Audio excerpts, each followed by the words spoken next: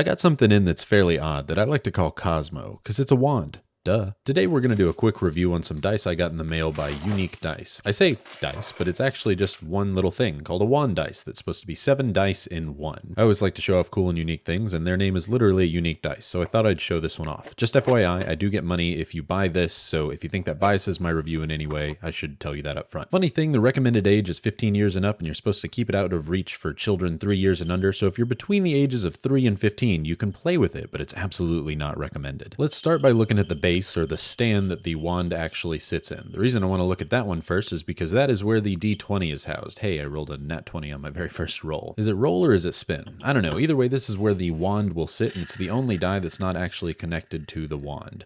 These things spin forever. They've got this cool design underneath that has their logo and this yin and yang motif. Now, they don't actually use numbers. They use dots to represent numbers and then slashes for every 5. So if you pick number 6, you'll have a dot and a slash. 10, you'll have 2 slashes, and a nat 20 would have 4 slashes or dashes. I didn't like this at first. I always prefer instant readability, but I got used to it really quick. It's a system that most people have used since they were kids, so you kind of understand it at a base level just by looking at it. But that's just the base. That's where the D20 is hidden, but let's look at the wand itself. If I didn't mention it before, these things spin forever. Whatever ball bearings they have inside of them are super lubricated. I don't know what makes a ball bearing work really well. It's got this kind of dark wrought iron steel look to it. It's got a bunch of cool motifs between like snakes and demon faces and skulls. It's kind of a mishmash of all things wicked, which I actually happen to like. Now let's take a look at the dice, which are hidden along the wand. It's got the full RPG set of 7 dice on it. The skulls have the D8 on them, so you spin them and the little red dot up at the top tells you which skull you landed on, and so there, I landed on a 4.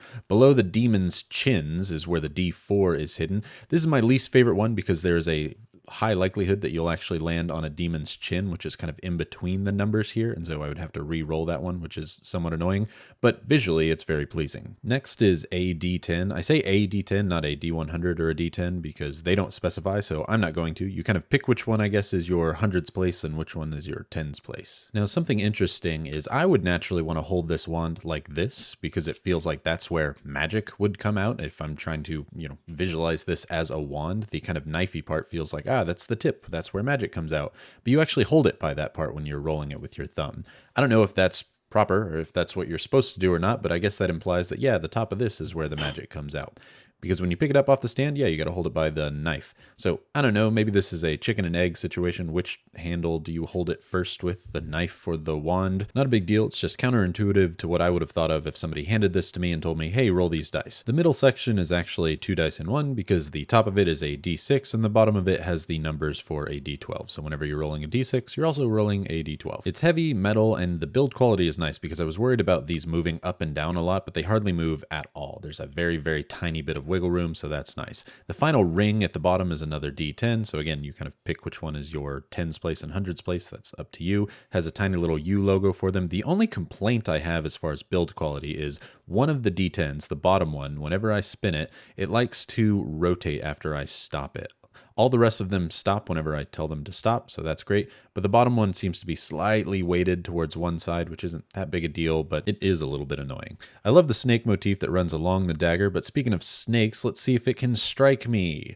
No, it's not that sharp. It's pretty dulled on the end, which is great because it kind of looks like a knife, and I was really worried about it being ultra sharp, but no, you can run it along your hand. You're not going to hurt yourself. As far as the visuals for this thing is concerned, I happen to like the motif that it has. I like this kind of crown thing towards the top. There's a tiny little bit of blue showing up here. You can also see it in the eye of a skull that I'll show here in just a second. I think whatever patina they put over this that they kind of polished off, just kind of, it missed a few tiny spots. They're definitely not noticeable from anything further away than this camera is recording, but I thought I should show it. I like this kind of Aztec or Mayan look towards the bottom. Please don't rake me over the coals in the comments. I'm not sure which one it is. As far as durability is concerned, I absolutely slammed into this thing with the sharpest tip that I could find from the wand itself, and I couldn't get any scratches on it. So super durable. You don't have to worry about this thing looking crappy over time with a bunch of scratches. I mean, it's meant to look a little worn, but still. It's definitely a niche product. I definitely wouldn't use it for my daily driver. It's kind of a fidget toy that I would keep on the desk, and then cool, I have dice, but I would definitely use it for like a cosplay costume if I was showing up for D&D, like all dressed up.